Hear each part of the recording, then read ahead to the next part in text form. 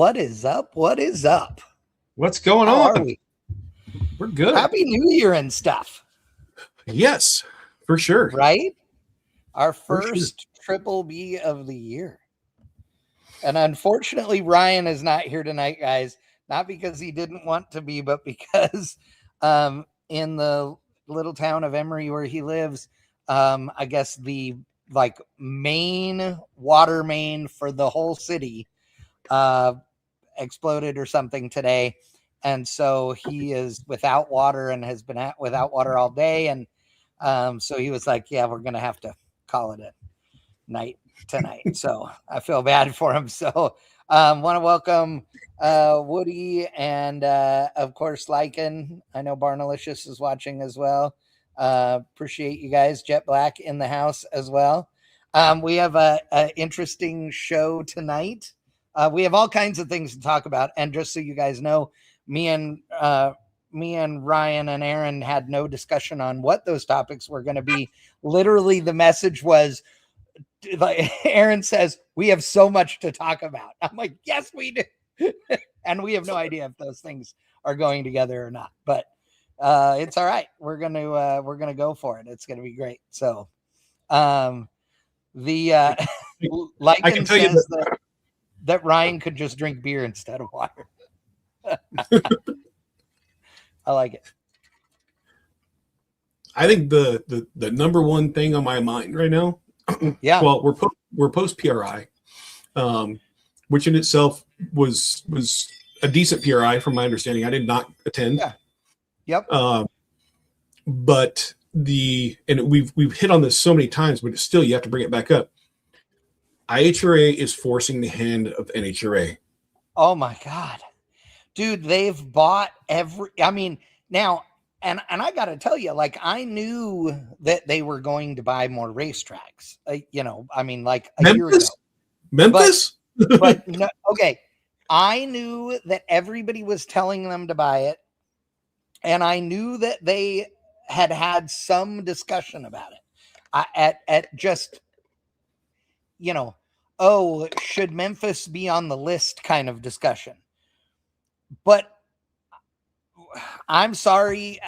This will be one of the two things tonight that I piss people off with. But I have to say that opening Memphis Motorsports Park up again is crazy.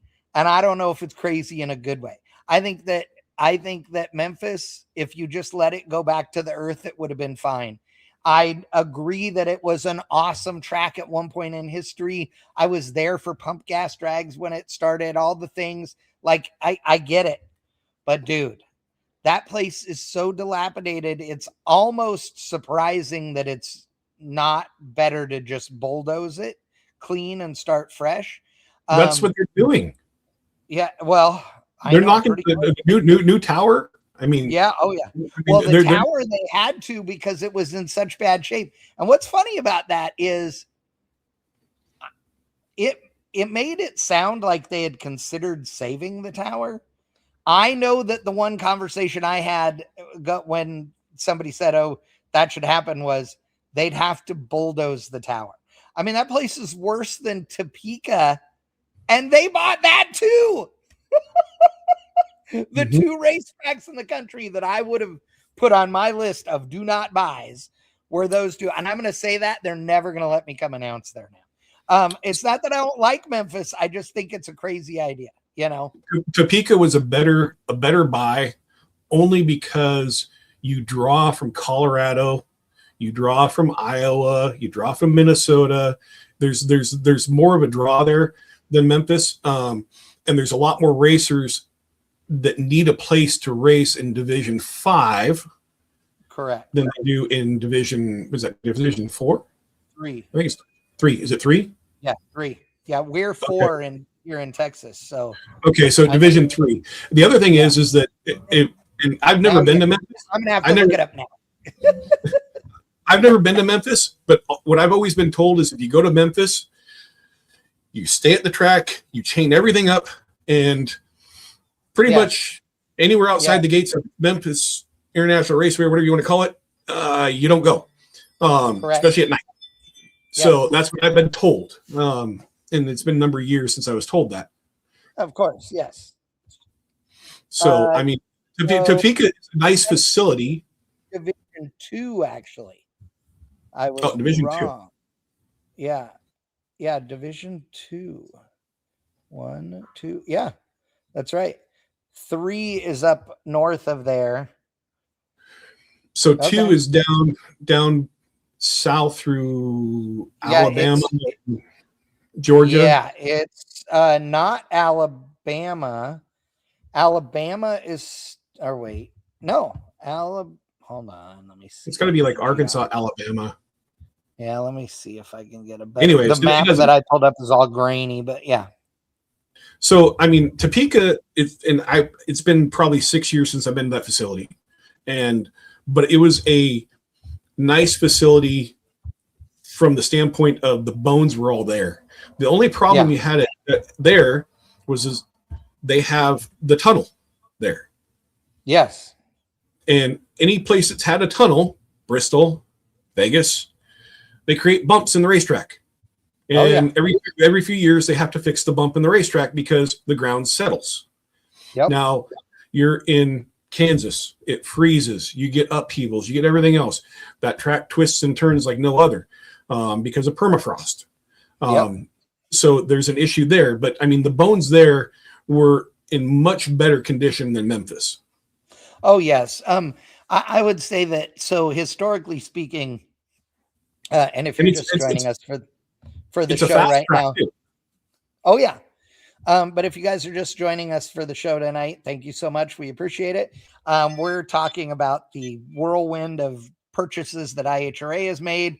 We're talking about EV bans at drag strips and some other stuff as well tonight. So, but right now we're on the topic of Memphis and Topeka being purchased by the folks over at IHRA. So Topeka, here's the interesting thing. So Topeka has the ability to be a good racetrack. It has been incredibly poorly managed for a very long time. It has been bought and sold and all these things, multiple times. The challenges there are, as far as I'm concerned, there's 3 big challenges at that racetrack. Number 1 is the tunnel, as you said.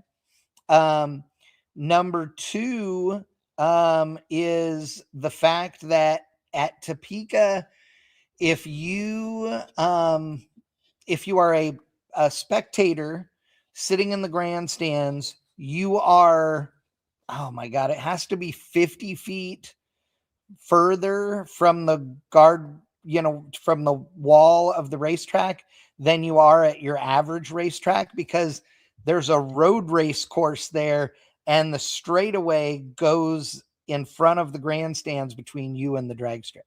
And so it's like Seattle then. Yeah, it's a long way. It's a weird spectating it. It'd be super easy to fix.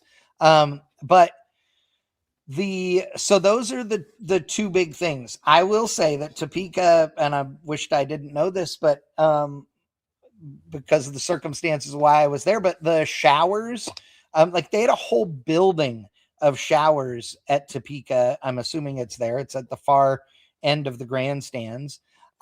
There's lots of cool things about that racetrack if they manage it right and all of those things. The big deal to me that I've seen in all the announcements, and correct me if I'm wrong, but they have said for every one of these racetracks, they're going to make them into multi-use facilities.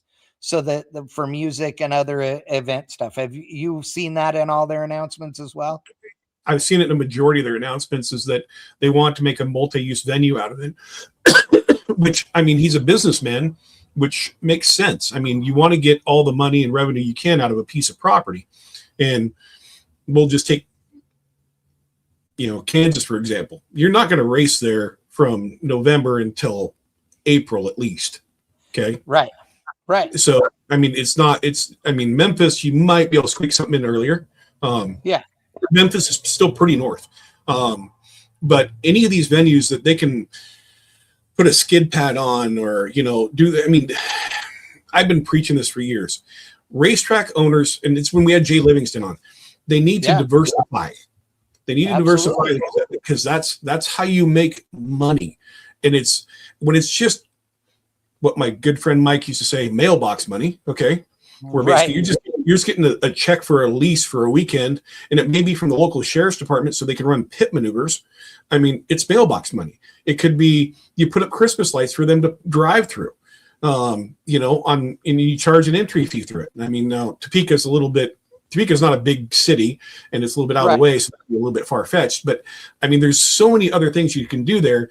You could have a Lollapalooza out there. I mean, so here's the reason that is, you're 100% correct, and why this is poignant that you just said Lollapalooza.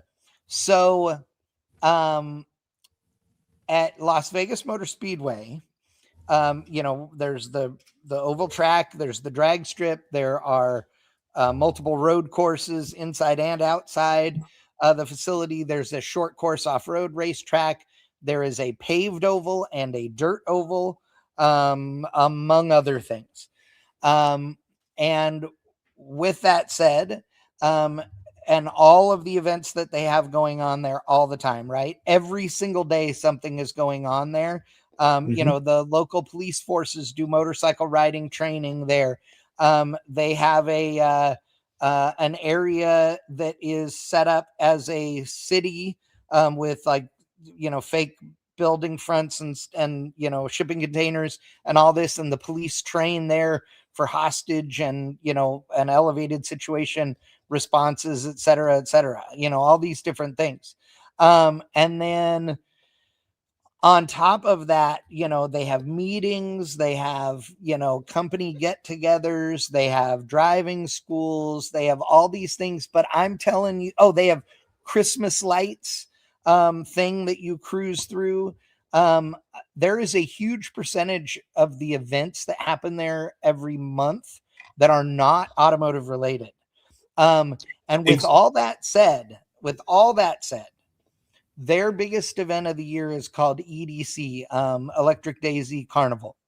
It is electronic dance music festival, right? It is they are setting up for that event months before the event. It is the largest event there by an astronomical amount. And when I say astronomical, it makes them so much money, they wouldn't need to do any of the other events at the racetrack each year, and it would still be profitable. That's what I've been told. I don't know what those numbers are, but I can tell you that it is insane how big that is, and it has nothing to do with the racing and all of that. And like Dar says, the race shops, which are also on the same property and all those things. I mean, there is a ton of stuff. So a racetrack is only going to make money if there are things going on there. And people will say, oh, well, no, I mean, if your staff isn't there all day, every day, then it doesn't matter. It doesn't cost you anything. Sure, it does. It costs you property taxes and electricity and insurance and all those things. I mean, they don't just charge you those things on the day that you have an event. Oh, sorry, bank, I'm only going to write you, a 30th of my mortgage this month because I only had one event. That math don't math, dude. So it's insane to think that if you really want one to be profitable, that you're not going to do, some of these other things. But that's going to require the right people. And I feel like he's putting a team together that is going to be right. And when I say he, I mean Daryl Cuttle, who's the owner of IHRA. Is Jeff Foster still running Vegas? Yeah, Jeff Foster still runs Las Vegas, and Foster's amazing. He's really good at it. He runs Las Vegas, the strip at Las Vegas Motor Speedway, and then he also, I don't know how to put this, but he helps manage a few of the other tracks that are owned by Speedway, that owns them, because it's Charlotte, it's, a handful of other racetracks. And I know that he goes to those tracks sometimes if they're having a big event to help from an operation standpoint. You know what I mean? So You know, the other thing you didn't mention is the exotic rentals that they do, you know, where you do a slalom course with a Lamborghini or whatever else. Yes, All you're doing is renting concrete. You have no skin in the game at all. So it's mailbox money. It is mailbox money. And then you also you have, you know, you have all of these big giant, you know, car events. You have this giant concert. You have all these things. The amount of revenue that you're bringing in for everybody else is a big deal. And that goes even for the smallest racetracks, right? You know, if you took XRP, right? We got Extreme Raceway Park here. We love this racetrack. It's gorgeous. It's amazing. You know, that track is in Ferris. It's close to every, you know, in all directions to major areas in Texas, right? It's very well located, but there is nothing around it from a gas station or hotel perspective until you drive 5 miles or so in either direction, right? They're not right next to the hotels and stuff, but they still bring in a bunch of business for all of them, you know. The Motorplex is like that too. That's true. Absolutely. And they both bring, you know, because I'm in Waxahachie and I'm on the south side, you know, at the shop. But if we were in downtown Waxahachie where the hotels are, you're about 13 minutes, I would say, from the racetrack. And if you went the other way to Ennis, you're about the same thing, 10 or 15 minutes from the hotels that way. They have a huge impact on both of those communities. I mean, the city of Ennis and the city of Waxahachie both do a lot of stuff at the Texas Motorplex, as far as supporting events and doing all that kind of stuff, because it really does matter. So if, you know, imagine, like you said, Topeka is not a big city, but I mean, you know, I know that there's gotta be hotels and stuff that hurt there since there hasn't been racing there in years and years, you know? So maybe this will be a big boost for them, you know? I mean, if you look on the map, I think Topeka is, I want to say it's like 45 minutes to an hour outside of Kansas City. So it's not a horrible drive. Yeah, if I remember right, it was that too. You know, depending on where you're at. So, I mean, but it's, you know, Kansas City's gotten big. I mean, gotten really big. And so there's support out there. There's not much in Kansas. I mean, because it's Kansas, but that racetrack is in the middle of nowhere. So, because Topeka is middle of nowhere. But I mean, Memphis is in the hood. So, I mean, you got yin and yang here, you know? Yes. It's okay. So here's one of the other, you said it's in the hood, and it reminded me of one of my other things that I said concerned me about buying Memphis and making it back into a racetrack. I feel like at any time in the next 5 years, Memphis and the hood around it could end up being one of those areas where gentrification hits hard, right? And they start, you know, bulldozing little houses and building nice houses and doing all those kinds of things. If that starts, then all the Karens and all of that come with it. And that is a risk with a racetrack that's in town. That's one of the things that has, you know, was on my mind too. And I know it's not the biggest concern there, but it still is something to think about, you know? But here's the other thing though. Look at the positive side. The street race scene in Memphis is huge. Oh yeah. Really. And we're not talking about JJ and the circus. We're talking just overall. You do some Friday night, no time, no prep, backside races up there, and it will flourish. It will flourish. Absolutely. Because I tell you what, there's a lot of racers in Memphis. There's a lot. Oh yeah. So, Absolutely. and I mean, Well, how and far is it from Memphis to Nashville? pardon me? How far is it from Memphis to Nashville? About 2.5 hours, if I remember correct. That's not a bad run. No, I mean, no, because no. it's you're running across pretty much flat land and Yeah, straight. I think you're down 40. yeah, exactly. Well, So and here's one thing you saying that about, have your backside races, do all that stuff. One thing I hadn't thought about. So if they're going to completely redo Memphis, right? And let's just say it's the blank slate when it's ready to start pouring concrete. If you were building a brand new drag strip today, would you change your drag strip design and layout to make it so you could race both directions on it with very little headache? um, the only question is, anytime you do a top end race, typically you don't race back towards the starting line on most of them. You start at the finish line and you race the shutdown area somewhere out there, like when we did at Armageddon. Yeah. Now, a Couple, lot of them are doing that, but there is a bunch going backwards. There still are.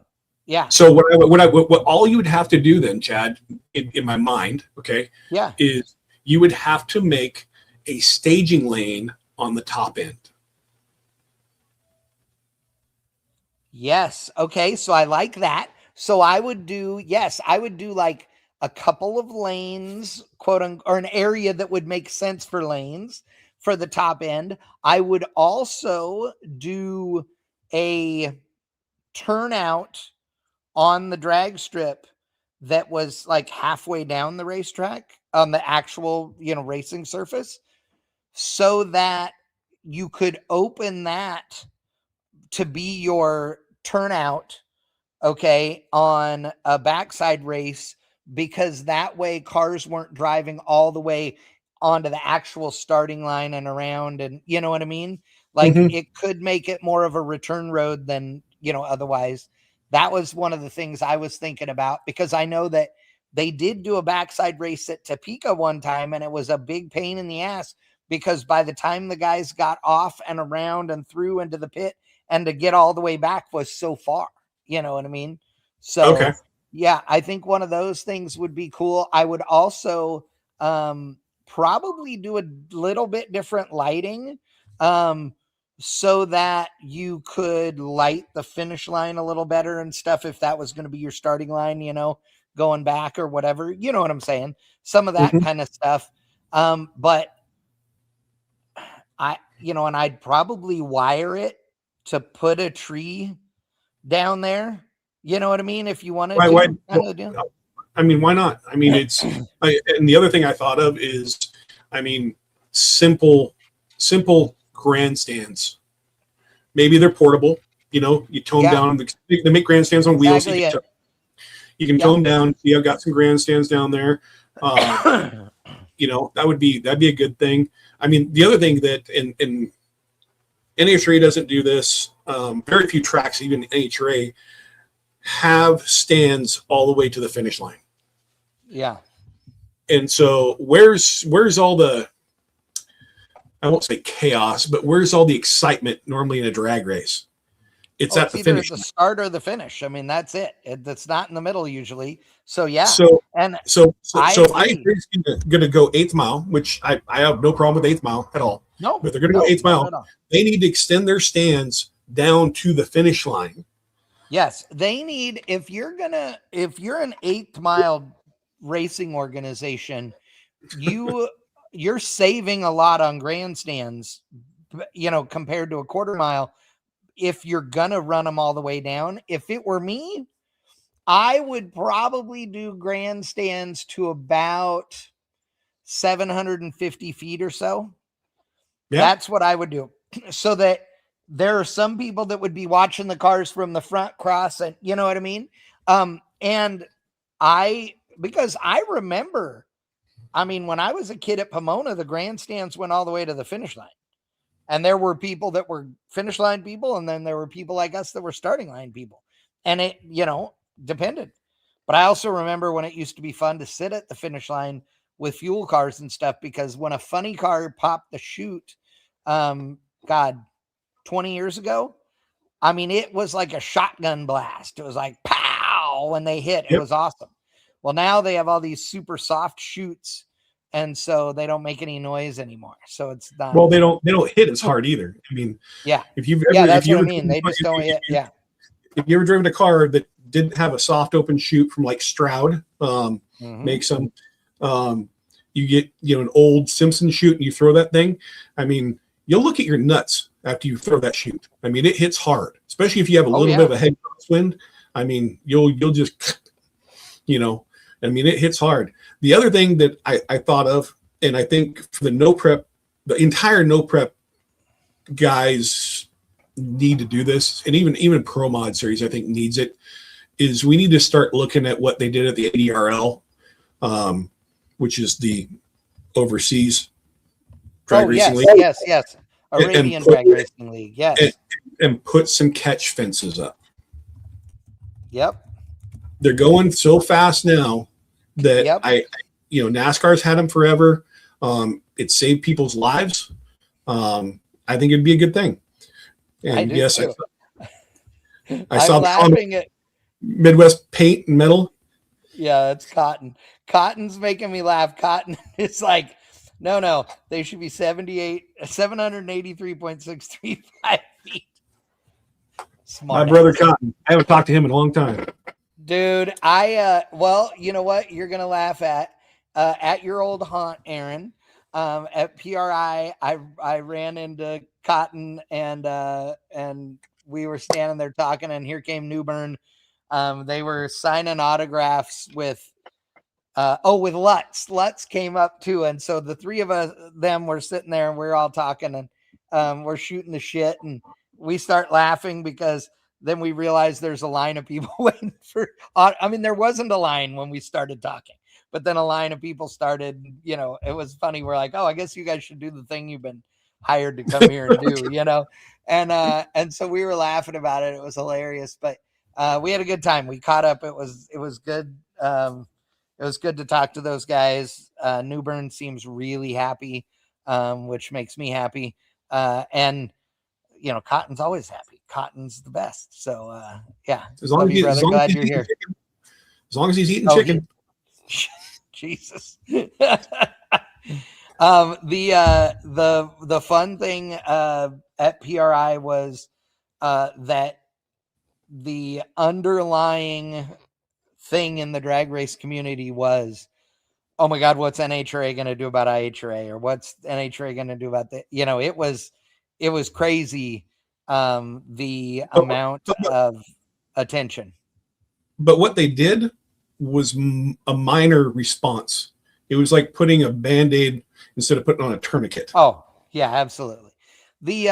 I'm glad that they raised the, price or the total dollar amount on some of the purses and stuff. That's great. No doubt. And let's be real. You don't have to go to the level that Daryl is. Daryl seems to me to be the guy that is like, look, I don't have 10 years to, piddle this along. We're either going all in or we're not doing it. And, and so he's going, okay, what do we need to spend to make this happen quickly, to be putting on big shows with big TV and big video and all the things. And, I think he's just amassing a team, that can do it. So we'll see. I'm excited to see. And I love the commitment. I think it is, the circle track stuff, the boat stuff, the off-road, tractor pulling, they got so much stuff going on, which worries me a tiny bit, but at the same time, man, they just seem to be humming along. So I wish them all the best of luck. Absolutely. Oh, me too. And it's all about having the right people in the key positions to make it all work. It's funny because it wasn't just the payouts. Now NHRA is talking about doing race appreciation dinners. and Right. stuff like that. So I mean, he's making inroads into NHRA. He's forcing their hand, is what he's doing to increase the customer experience, is what it is.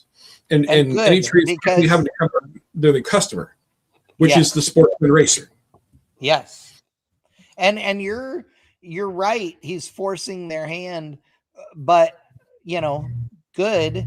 And I'm not trying to have, throw shade at the NHRA, but they are, they've been so resistant to change forever. Chris Alston and I had a meeting with them, in the 2010 or so, maybe a little later, range. And, and I told them, you want to know how you can make your racers really happy and literally not spend but a couple $1,000s? Said, get some of your highfalutin guys that seem to have no attachment to their, customer base and to their racers, along with some of the other NHRA staff, and go out there and literally serve burgers and hot dogs and drinks to your racers. Give them an appreciation deal. I said, all it has to be is that it doesn't need to be fancy. You can have guys grilling them and you guys serving them up. I said, gives you an opportunity to go, hey, how you doing? And for people to see you care, and for you to see what the sentiment is with your racers without spending a fortune. They looked at me like I had a third eyeball growing out of the middle of my forehead. And you know what? Now, here we are 15 years later, and every big money bracket race has a racer appreciation party and dinner and all those things. IHRA is now doing it, all these things. And now NHRA is going to step up, which, don't look a gift horse in the mouth. I'm glad they are, but Jesus Christ, guys, this is not like you've just learned that this is what should be going on. It's been 30 years in the making. Yeah. 30 years. I mean, exactly. So, I mean, it's not, I mean, I don't have a grief with NHRA other than they haven't taken care of their customers for the last 30 plus years, which is the sports racer. Which, I mean, if you try to renew your license anytime soon, it went from, it's not cheap, put it that way. Even for just an ET racer, I think it's up to like $275 for just one number, an ET number. Yep. I carry 5 numbers. So do the math. And it used to be $10 an additional number. Now it's more than that. Yep. I mean, it's just like IHRA has always reciprocated with NHRA licenses and chassis certs. NHRA has always been we'll let you race this race, but you got to get your NHRA stuff. Yeah. They need to work in harmony, just like local tracks need to work in harmony on their schedules, so they're not dividing the racers, because that's essentially what's going to happen. Now you'll get the guys poo-pooing that, I don't want to race 8 mile, I want to race quarter mile. Fine, race quarter mile. You got 2 choices. So I mean, it's just one of those things where I think it's positive for the drag racing community and the sport. What I find odd is you got some of the original like street outlaw guys going pro mod racing at IHRA, some of them going to NHRA. Yeah, to do their street outlaws class, basically. Yeah. Is NHRA is just straight pro mod, isn't it? That Ryan and Sean are racing. I think they're just racing straight pro mod. Oh, I thought that they were racing steel roof and quarters at NHRA. No, I don't know. I don't know then. Okay. Pretty sure it's a pro mod. And Sean's been racing the Midwest Drag Racing Series with Haney's car. In fact, he's down in Bradenton. Yeah. He couldn't go to the 500,000 to win or whatever it was. The IHRA race? Yeah, the one in Milan that everybody was at. I shouldn't say everybody, but a lot of people were at that I was announcing. That race, Haney wouldn't let Sean go to that race. Because Haney owns the car, and Haney didn't want to go into IHRA. which is the stupidest thing ever. And the owner of the PDRA told several of his guys not to go too, from what I heard anyway, rumor mill. But it's, that's just stupid. If you're like, oh, screw the IHRA, the very best way to stick it in his eye is to be the owner of the Midwest Pro Mod Association or Midwest Drag Racing Series now and go and take his money. Like, you should be racing at his race. It was $500 to enter. Like, sorry, but you weren't giving him shit. You got more food than that by going to that race. So, I mean, it's short-sighted, and it's a pissing match because you also have the letter that IHRA reached out to NHRA about. Correct. Was it Rockingham? Yeah. Yes. No. Rockingham. Yes. And they published the letter stating that they knew that NHRA had it on the schedule. They were more than willing to basically back out all their personnel, everything else. They could come in there with the NHRA personnel, still have their event. And NHRA said, nope, we're taking our ball and we're going to play in our own playground.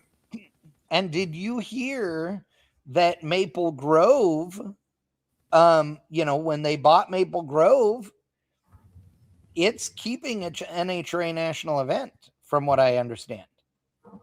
Maybe it's Maple Grove that backed out. There's one of them that backed out. The NHRA changed the date. No. That's the one from shit. No, the one that they no, maybe it was Maple Grove now that you say that. Shit, it was Maple. Now I can't it was Maple Grove. They changed they changed the track because they went to US 131. They changed the national event to US 131. Yes. And Don, you're correct. They're going to do a small tire in IHRA. They're also going to pay out $1 million to fuel classes. Yeah. And I read today that Mr. Worsham is licking his chops because he qualified number 1 at 5 out of 6 races last year in the fuel car. Yep. And it's only a 3-race series for $1 million. Yep.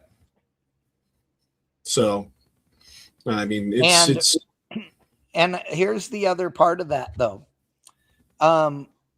The purses are awesome. All those things are great. But people need to remember, like Don, that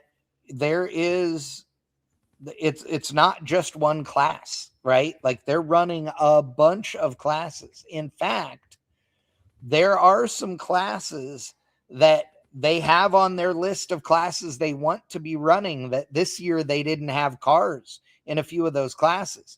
But now that things are changing, I guarantee you that a bunch of pro stock guys are going to come to run at IHRA now, right?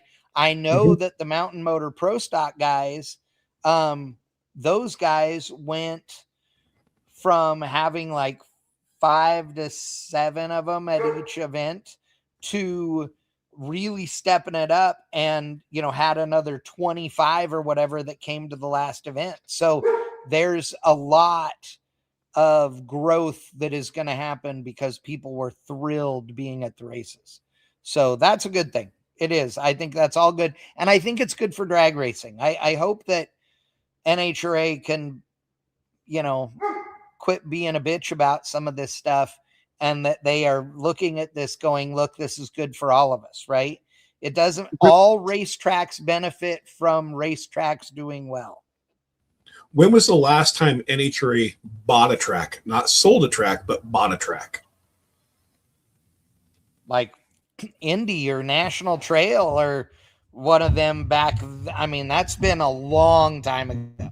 I mean, NHRA hasn't bought a racetrack, I'll bet you, in 20 years. I bet you it's been more than 30. Really? Jesus. I bet it's been more. Google it. See, let's find the answer. I got to let Otis out. Yeah, you look it up. I got to let Otis out. He's yelling at me.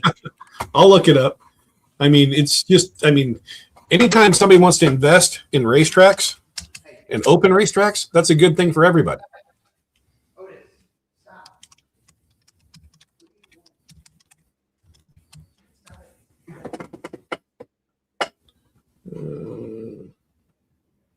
It's not readily coming up.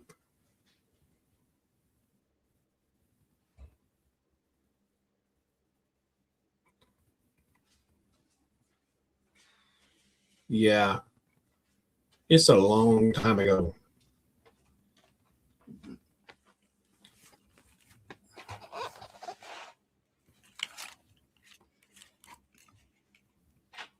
You kill anything while I was gone? No, I can't find it. You can't? No. Yeah. I mean, Anybody out there know when not a member track, but they actually the tracks they own. Right. Neil, now's our time to talk about Chad. Like you would stop because I was here. Oh, Jesus. You know, we need to move to our next topic here because we're only going to get 2 in tonight. But I do want to just sprinkle a little bit of fairy dust on here. I had an awesome conversation this morning, very early, with my dude Jens, who owns Street Week in Sweden. And I can tell you guys that there's going to be some fun things that Street Week is going to make available to all of us American fans and everything this year for Street Week, which is over 4th of July weekend, actually. Well, starts 4th of July and goes till the 11th of July. And it's going to be really cool. It's going to be a very neat event this year.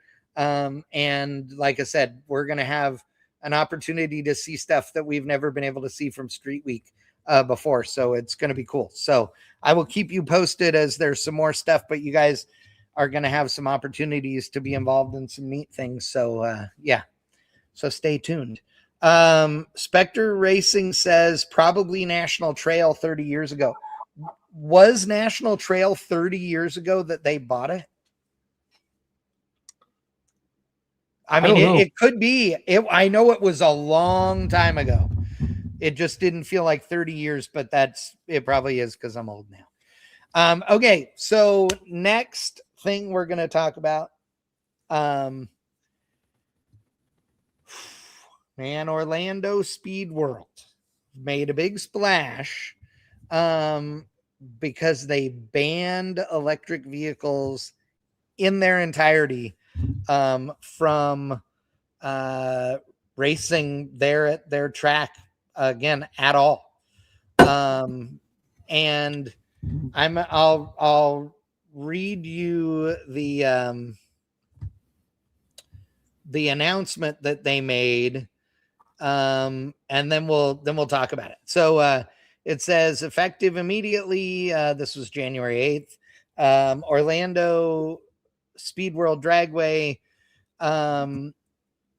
says after careful consideration and research, Orlando Speedway World Dragway has decided that we can no longer allow fully electric vehicles to race at our facility. We have been reviewing the emergency response procedures for specific vehicles, and after information provided from these departments, we have determined that the risk associated with racing and testing electric vehicles are too high. These risks include the battery may release toxic and flammable gas after a collision. Number 2, first responders may not be able to confirm that the car is off. Number 3, doors may not unlock from the outside after a collision. Number 4, if the driver is unconscious after the incident, including a medical incident, there is a chance that the chassis is live and removing the driver would put responders at risk. Number 5, the car may not roll with the power disconnected, and then towing the car with our current equipment would be impossible. If they have a rollback, that's not impossible. We'll talk about that in a minute because it pissed me off. Last, electric vehicles require specific fire suppression systems, such as water baths. It says this ban will take effect immediately and will only apply to full electric vehicles at all events, including all test and tunes at Orlando Speed World Dragway. Hybrid vehicles will continue to be allowed. Now, keep in mind, I made that more English than it actually is. They need to hire somebody to actually write their stuff because it was close, but not good. Somebody needs to learn how to copy edit. But the list is, it's bullshit. I mean, it just is. I don't care whether you like an EV or you don't like an EV. You know, the first one on the list, the battery may release toxic and flammable gas after a collision. Yeah, so will everything else in any modern new car. Like if a modern new car catches on fire, all the things that they're made of are bad to burn, every bit of it. And, you know, people will say, oh, well, no, the stuff out of the battery is more toxic. You know what? Toxic enough to kill you quickly. It doesn't become more, it's deadly. It's more deadly. Yeah. What am I going to be deader? It is what it is. Right. That's just, in my world, that's not the correct reason, you know, to worry about that. With all that said, I don't own Orlando Speed World Dragway, and whoever does clearly thinks this is the right decision, and they can do whatever the hell they want because it's their racetrack. And arguably it was a great PR move because now people are talking about them when we don't all the time. And by the way, that's a cool little racetrack. I dig it. But with all those things, is that the one down the industrial area that we used to have the drags? Yeah, that's like in a neighborhood and an industrial area and all that. Yeah, it had the right bar in town. Had the bar set up right behind the burnout box with Lexan windows. Is that one? They used to have the diesel drags there at PRI. Yeah, I don't know if they have the bar there. I only have been there in the last like 3 or 4 years. I think that's Lakeland. Never mind. Okay. To your point though, Chad, the only thing that I will say that I understand why they do this is the fire suppression. That's a real thing. I mean, our local fire departments aren't equipped to deal with lithium battery fires either. Yep. So, so I can. That's the one thing that I will say that yes, I can see a concern. And when those things burn, they burn very, very hot. Not they that do. night, yes. and they will melt asphalt. And I mean, it's so I can see that as a concern. Right. On the flip side of that, and I'm going to flip this topic a little bit. Yeah. There is a great question as into, and I saw this with juniors when I lived in Iowa. There was a couple juniors that were electric, and there was always a little scuttlebutt over, well, you run a speed controller and you can basically dial in your kid to run almost dead on every time, as long as they cut a light, you know, obviously. And people were worried about that with the technology of EVs running in some classes. Right. But as far as Orlando goes, EV fires, that's a real thing. It really is. And I can see it could be an insurance liability thing. We don't know. So I don't think it's complete bullshit that they banned them. I think there's concern there. Oh no, I get it. I think that most of them are not valid reasons, which we'll go over a couple of the others, but I get that. But just because they're not valid doesn't mean that they aren't a real thing for them. Like you said, their insurance could say, oh, this is going to cost you $1 jillion. Whether it's right or wrong, they might. And so that could be a reason, like you said. So that, yeah, no question about that. I got tons of comments when I posted up on Facebook and stuff. Let's see. There's some folks asking questions in the comments. Oh, Don the Kid said, I wish somebody would buy the property at Sacramento Raceway. It doesn't have anything to do with that. You can't. They shut the racetrack down because they weren't allowed to run anymore. And so that's why they sold. So you can't run a racetrack there anymore. There's houses so close. They've been literally fighting with them for 40 years since I was a little kid. It's no reason. It's done. Forget Didn't it. Kyle used to run, didn't Kyle used to run Sacramento? Yeah, there were not Seipel. No, he ran Sonoma. Yeah. Sonoma. Okay. Yeah, he ran Sonoma. Crazy Larry says this might be a hitch for Sick Week, which goes to Orlando, and does allow EVs. Said that I don't know who Daryl. Oh, Daryl made an offer on Orlando and was told they are not ready to sell. Okay, Daryl meaning Cuddle IHRA. Okay, interesting. Wickham, this sounds awesome. There's going to be more EVs street racing now with no track to race on. Hey, the good news is you can street race an EV in the back parking lot of a Walmart. Nobody's going to even hear you. Going to be fine. Okay, so Grumpy Stillskin says EV fires are no joke. You know, all those things. Yep, know all those things. Here's the deal, though. Yes, Randy Johnston, I know that those houses in Sac are right next to an airport. Everybody knows that. Again, this is a fight that's been going on nearly my whole life. If I had a quarter for every time somebody said this is the last year Sacramento was running, I'd have lots of dollars. Let me tell you.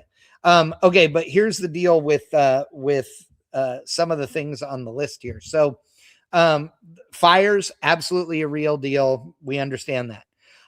The reality is an internal combustion engine vehicle, gasoline or diesel powered, is almost 8 times more likely to catch on fire than an EV is in a collision or any of that. That's the data. The data right now says that for every 100,000, EVs that are sold in the United States, I think it was every 100,000, approximately 7.2 are involved in a fire of some kind.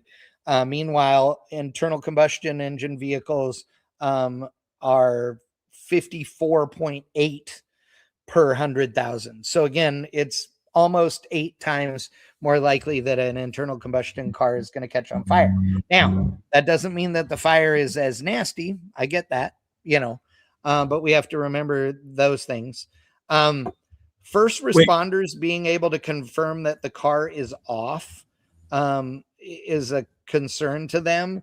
And there's no way for the car to be on, not in any modern hybrid and EV.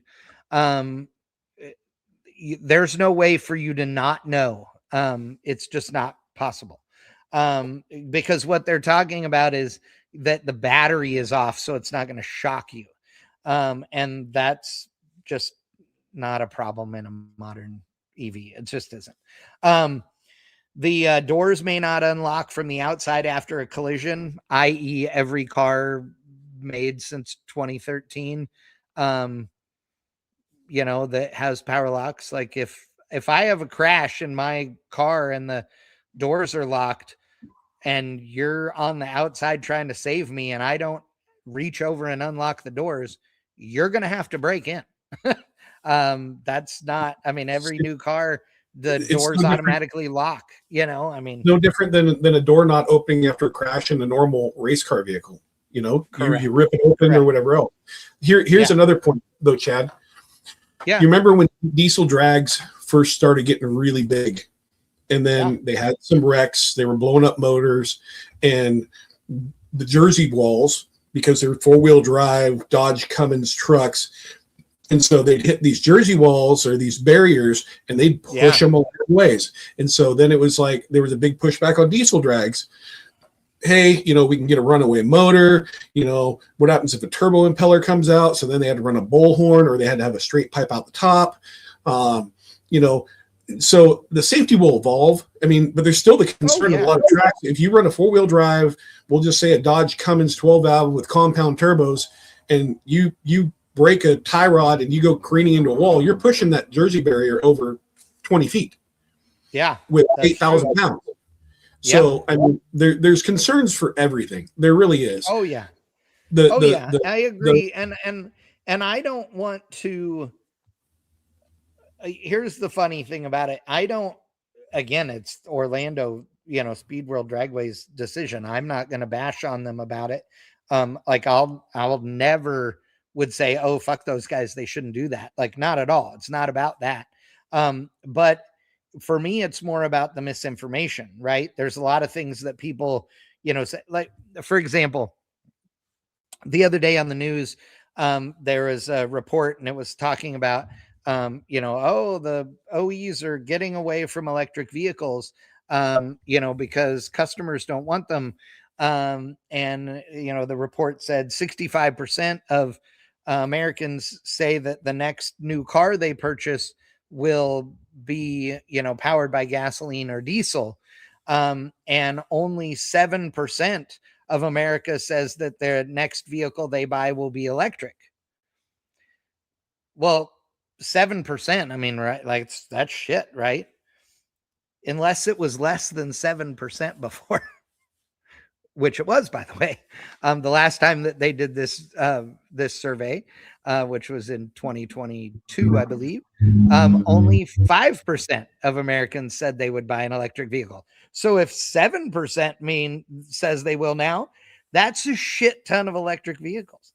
So again, the context matters, right? And I am not the guy that's going to be buying a new EV. You know me, I'm not that dude. But I believe that we should still be allowed to have them, right? Especially, again, if having EVs means that we are going to be able to keep doing what we want to with our hot rods, then let them buy their EVs. The one that really annoyed me on this list, and you're going to laugh at this, is it says the car may not roll with the power disconnected.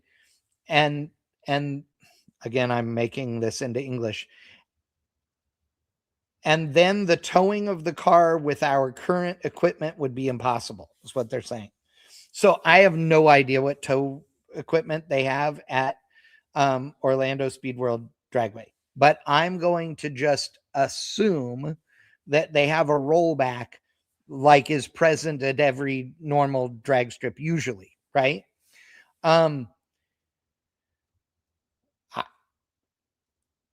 Racetracks don't have, typically, all the drag strips that we go to do not have anybody that's actually qualified to drive a tow truck driving their tow trucks.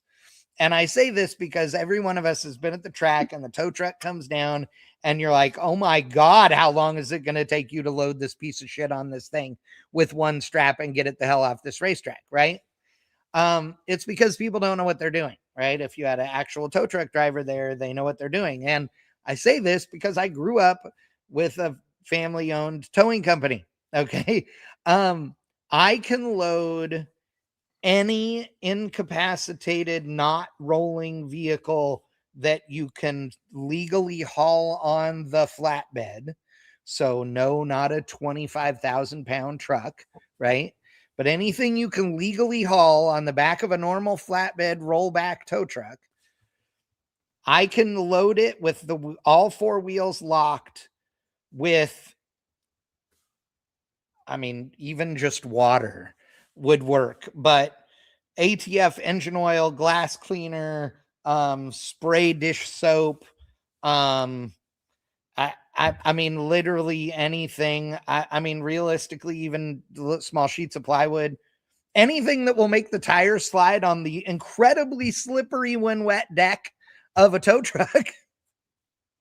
It's just not hard, dude. You shove the ramp up under the front tires, and if they're lubed up, like the ramp, the deck is lubed up, you shove it under the front tires. You then just drive it all the way back till it's at the rear tires and set it down and winch that bitch up. It's just not hard. Like, any good tow truck driver could load anything like that in less than 10 minutes. I mean, I want to say less than 5 minutes, but we're going to say less than 10 just to say it.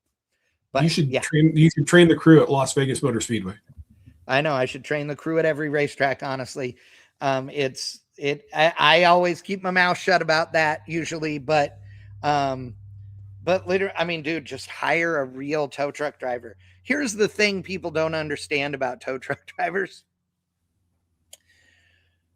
Tow truck drivers, not all of them, but the good ones are all a little off. Okay. They like seeing crashes and all the things, and they love being the hero, and they take it serious. They're all about it. Right.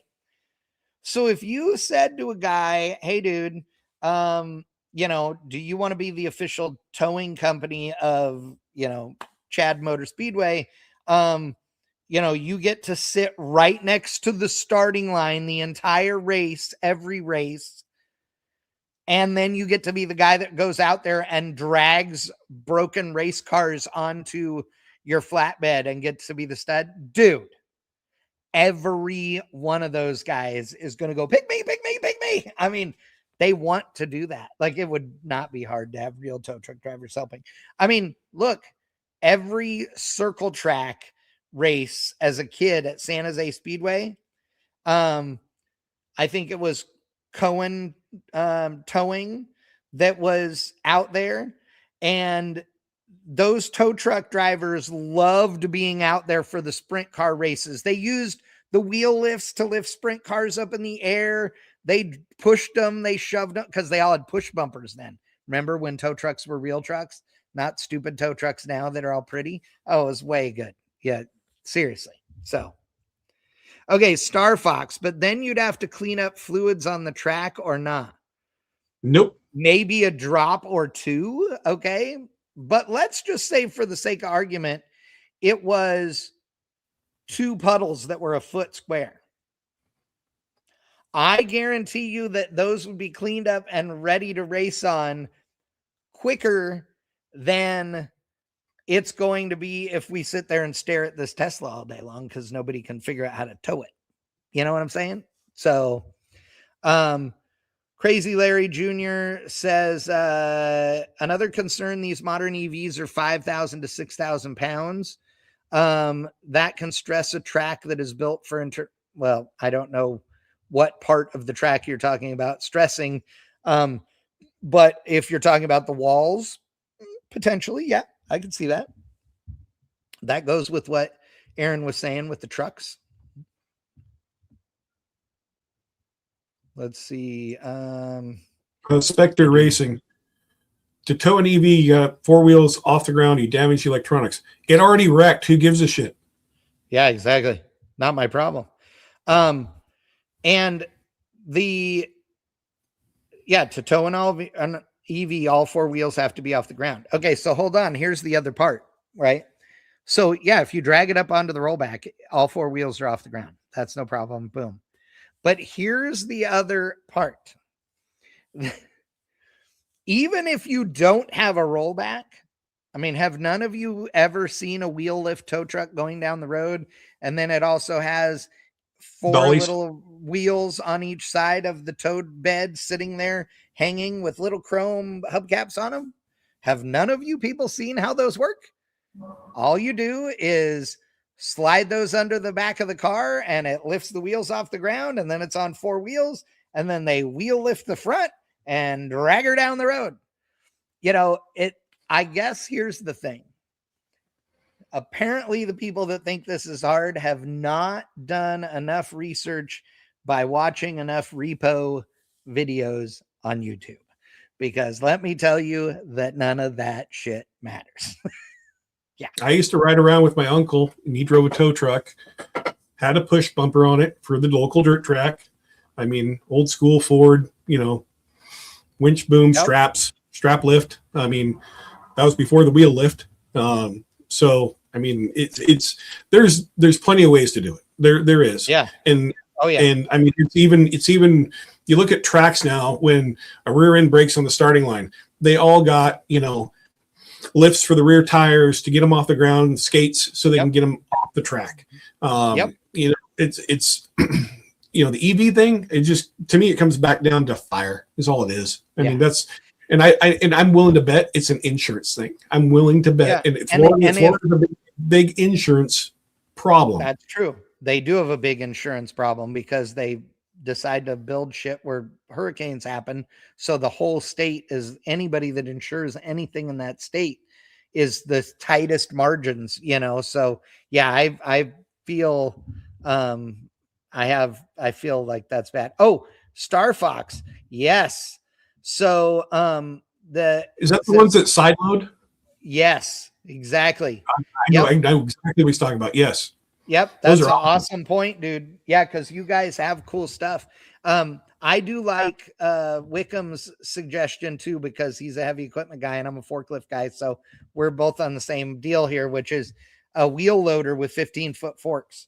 Now, the only thing is that freaks people out when you put that under their car. But the reality is you could do it with, I mean, it's going to sound stupid, but you could do it with like padded forks. With carpet on them or whatever that would go under there and pick it up. I have picked up the car that is most valuable in my life to me with my forklift and 6-foot forks right underneath that thing, and it doesn't care. So yeah, you could do a lot of different stuff, but Star Fox, I forgot about those. I'm gonna look one of those trucks up and see. Those are awesome. Yeah. Because if I can show this to people, be awesome if you can find a video of it, because I mean I've seen them where they literally pull up just done, and it's like it's less than 3 minutes at most. Oh yeah. I mean, and they specifically like show that these boom trucks are for, for getting electric vehicles. Now I know that they're not, cheap, right? I get that. But they are pretty darn cool, that's for sure. Let's see here. Yeah, once everybody sees one of these, they'll know what we're talking about. They look like something out of James Bond. Yeah, but they sell them in the United States apparently too. No shit. Yeah, I've never seen one in the US. Maybe yeah, like apparently because of the EV stuff, they're like, oh, we're the solution, which is pretty cool. Yeah. Oh, sorry. I'm looking at them and paying no attention to show you guys. Oh, here's a good photo that, oh, well, it's a tiny photo. Never mind. Wickman sent you one. Oh, did he? Yeah. Nice. Okay. Thank you, Wickman. You saved 3 minutes out of our life. Yeah, exactly. Well, it is if I can get my Facebook Messenger to listen to me.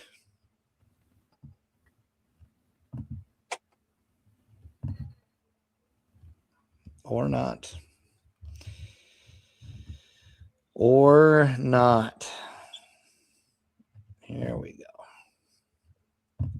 Yeah, these, here's the thing. Everybody is doing, everybody's doing different things to deal with all different kinds of race car stuff, right? Like, we went from running, quarter mile to running 1,000-foot with, top fuel cars and all that stuff, which is all, fine and dandy. But then at most of the racetracks, the cars can't get off the racetrack. They don't have enough speed to actually get to the end of the racetrack and turn off the racetrack. So then they had to invent a thing. It's a boom on the front of a four-wheeler that pushes on the rear tire of a race car to push it off the racetrack. It's a roller. And yeah. And, they came up with that. I'm sure that there will be other things that come along to help with, EVs and whatever, There's also the parachute technology though, too, because the parachute technology came along which helps slow down the faster vehicles. How fast do you think a top fuel car would go today if they ran the extra 320 feet of acceleration? If they had the old gear ratio, I think they'd hit 250, or sorry, 350. Oh, Easy. I think they'd hit 350 easy. I think they might go three. I was sitting here debating in my head whether I would say 360 or 370 or 365. That's literally what's in my head. I think that they would be at least there. Yeah. And if a crew chief said, "Oh, Chad, I heard you guys talking. No, the number really would be 372," I would believe it. Like whatever, it would be insane. Yes. I don't think the tire technology is there to do that. Nor do I think that the aerodynamics. I think we'd see more take flight if they were unleashed that far. They're already really close. Yeah, that's true. That is true. So here's the this is the truck. And as I don't know if you guys can tell in this picture or not, but if you look here, it's just a crane on a flatbed, which are incredibly common for, picking up pallets of brick and all kinds of things, right? Like delivery trucks like that, super common in the construction and materials industry. But it's this magical tidbit here that's this big lifting bar cross thingy that literally slings all four wheels and picks the thing up like it's sitting on the ground. And so this thing can reach out and pick this thing up over a center divider or around things. The reality is this truck wouldn't even have to go onto the drag strip. Depends on how heavy the thing was and all that, but it's entirely possible that this thing could pick up a car from the return road next to the drag strip, which would be awesome.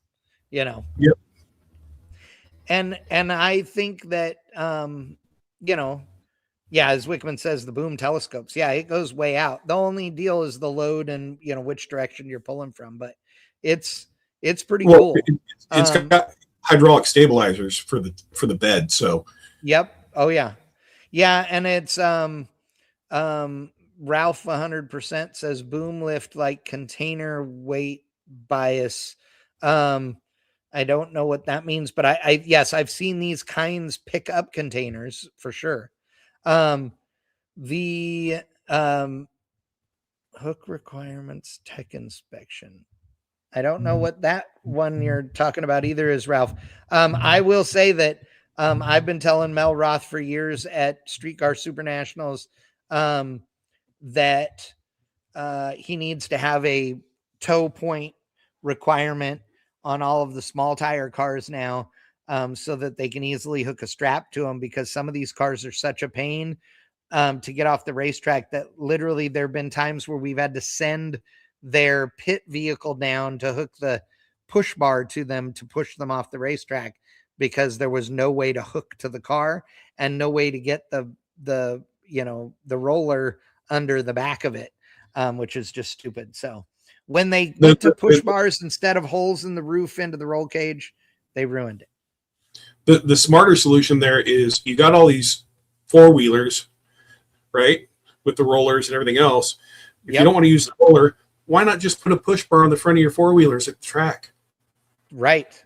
Agreed. I mean, it's pretty much a universal clevis pin setup. I mean, that's true. That is true. Mean, that's way easier than requiring another rule. And that's true. You could hook it, could hook it somebody at top sportsman, whatever, radio car, and push them off the track just like their crew could. Yep. I mean, that's a good all point. All these apart hanging up there.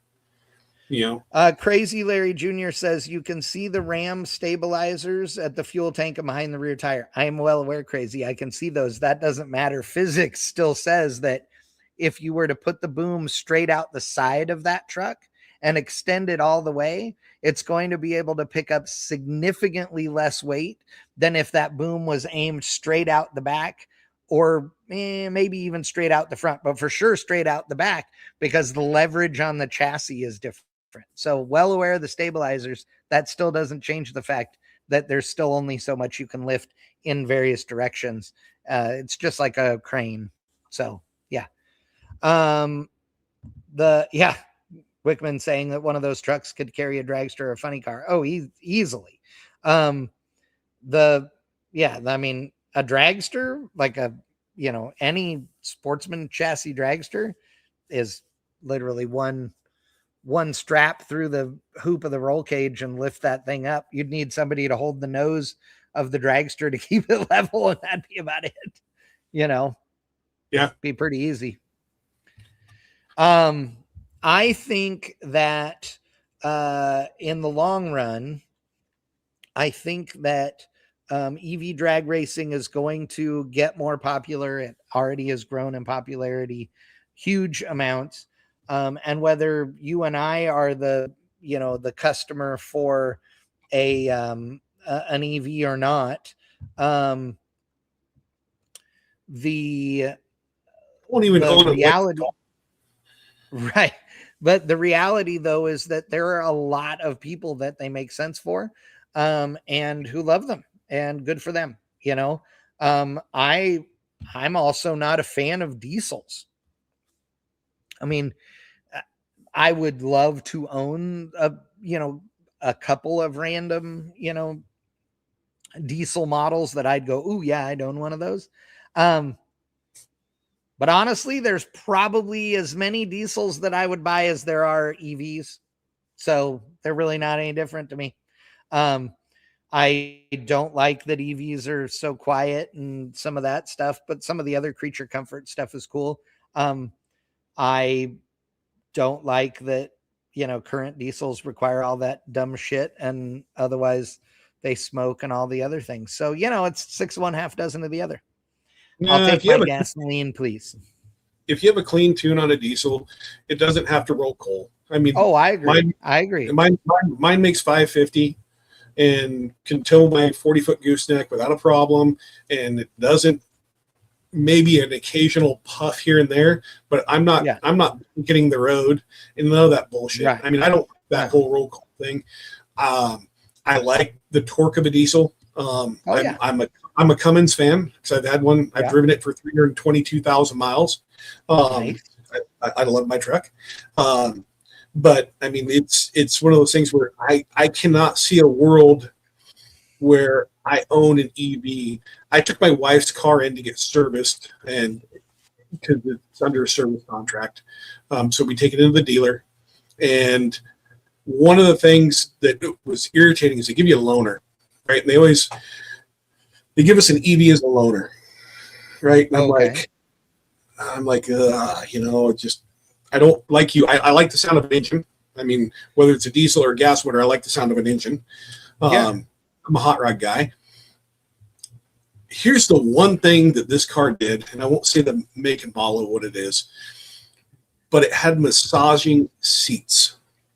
I have heard that some of them do, yes. You can have going down the road. Now, you can't look at your cell phone, but you can be sitting there getting a massage driving down the road. Right? I don't see how this is any less distracting than looking at my damn cell phone.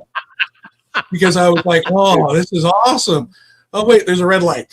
True story. I mean, oh my God, I love that. So, that is great. Would I ever own it? No.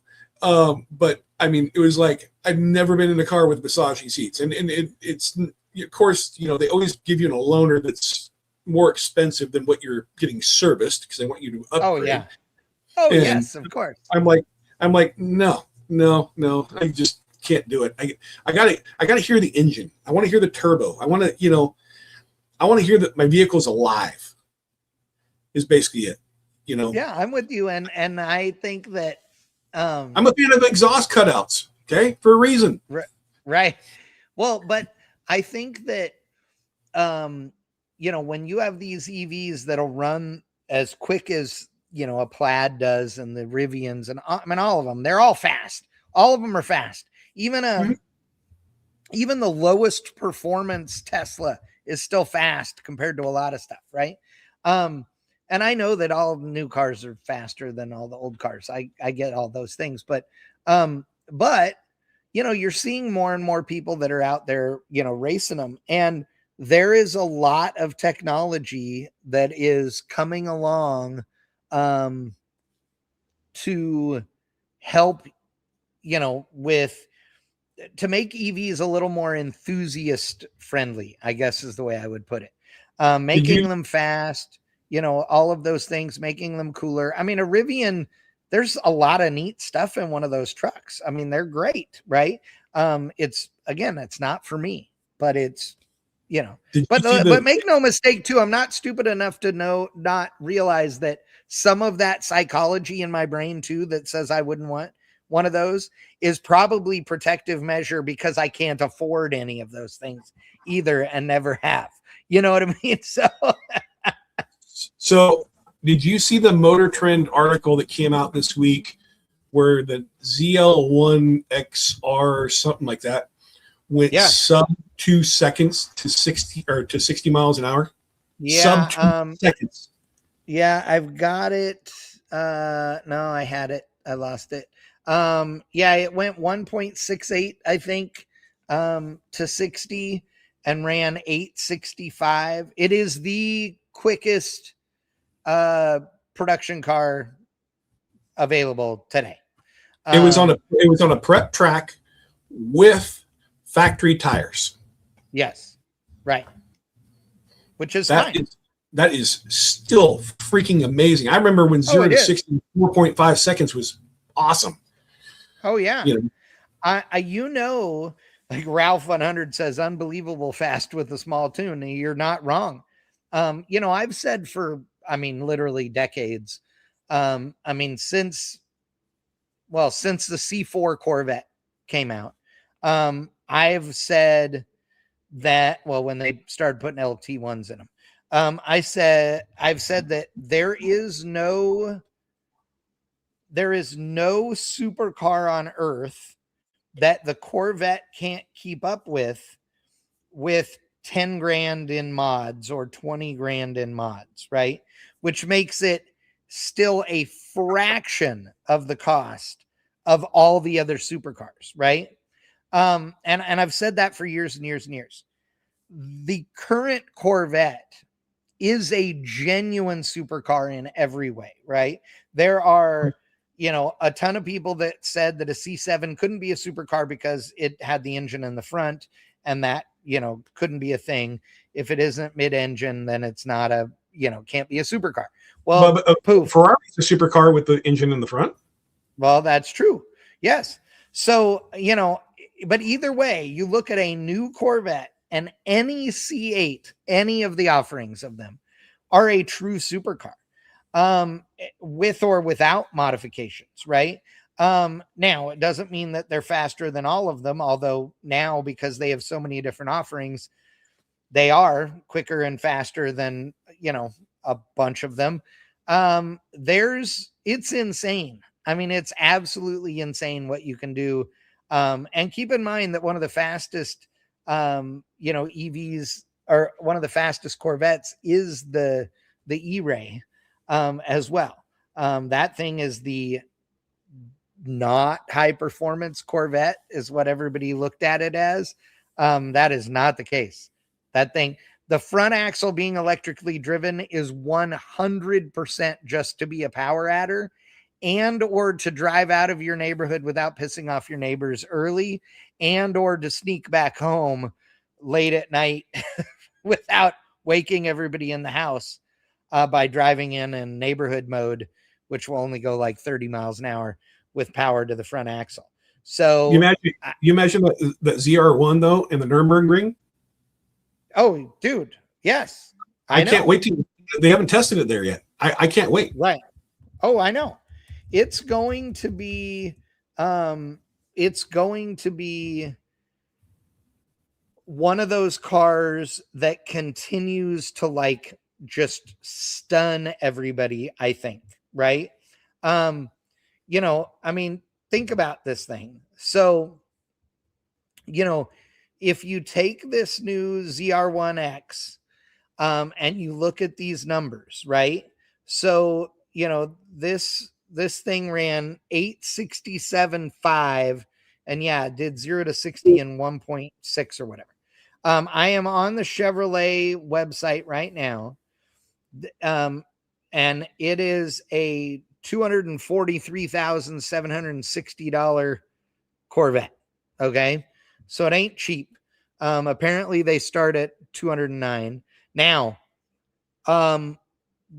Chevrolet says the car will do 0 to 60 in 1.89 and the quarter mile at 899 at 157. But that was their estimates. And now they know it is significantly quicker than that.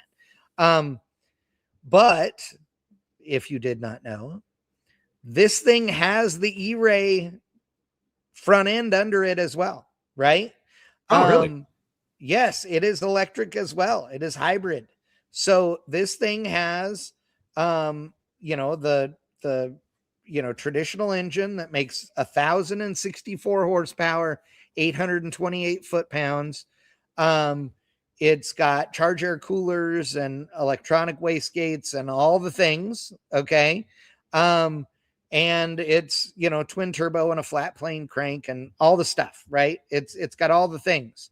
Then the transmission that's in it is, the transmission that's in it is, a dual clutch, 8-speed, that, shifts instantly and all the things. I mean, so it's a whole transaxle setup and it's bad to the bone. And then it's got, a battery in it, and that's in what you would call the transmission tunnel. That isn't a transmission tunnel in this car.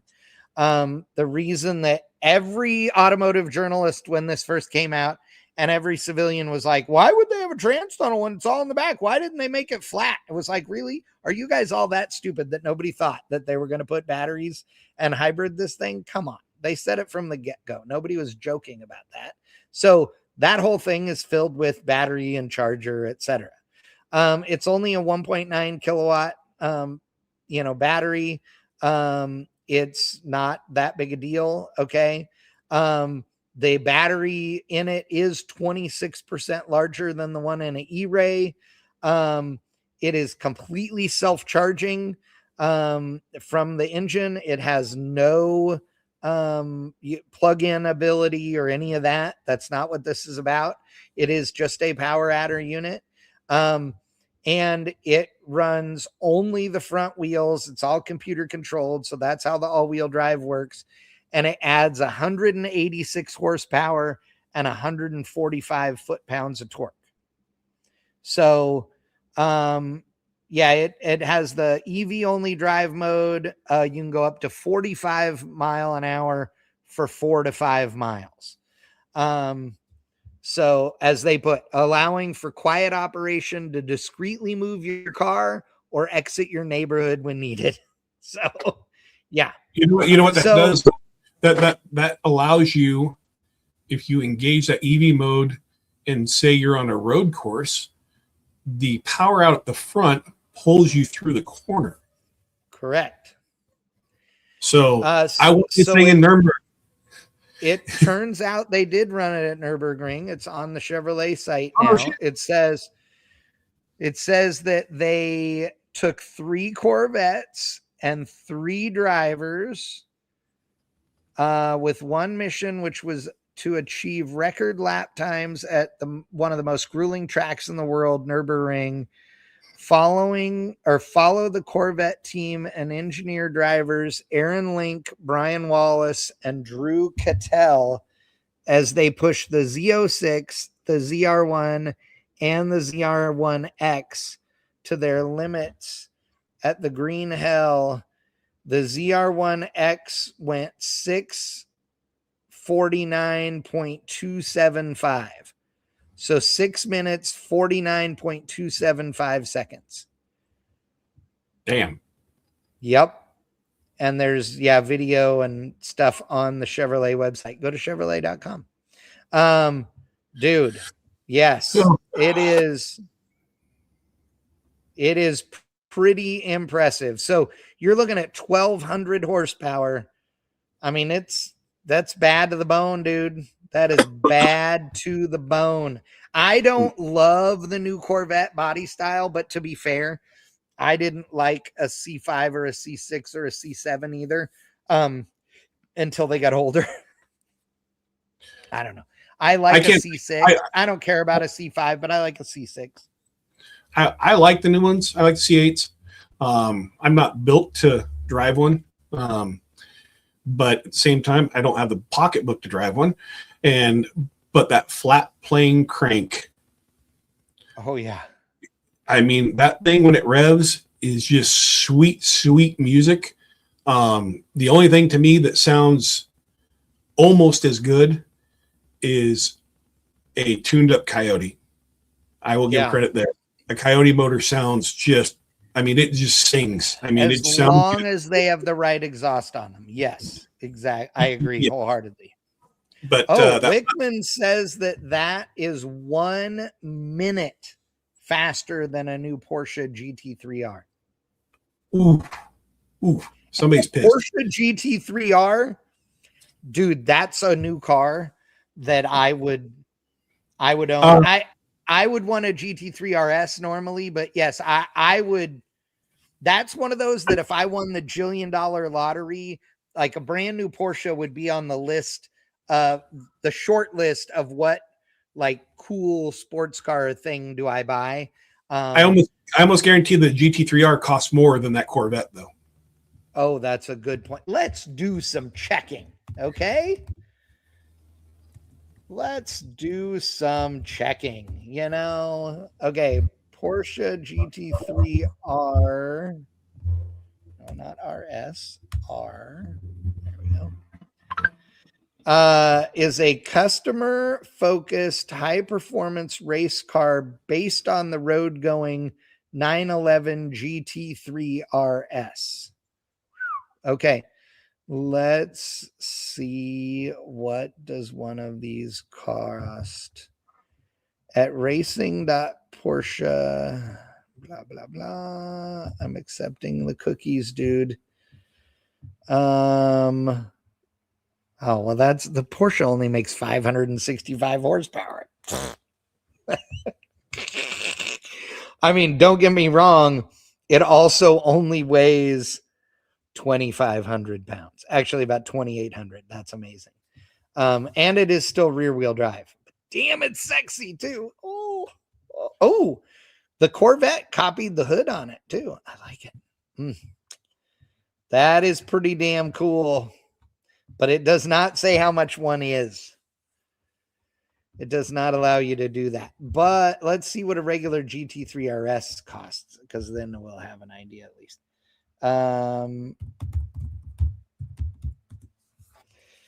Let's see. Okay, Porsche. Where are 911 Turbo S? The Cayenne 911.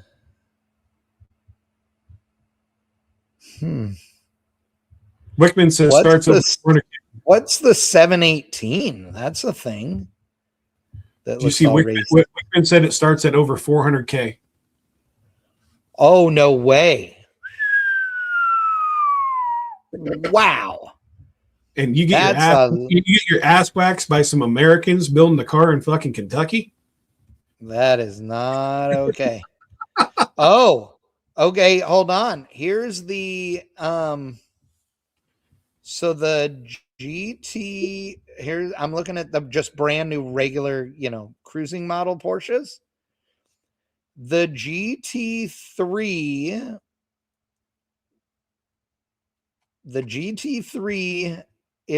starts at 235 grand.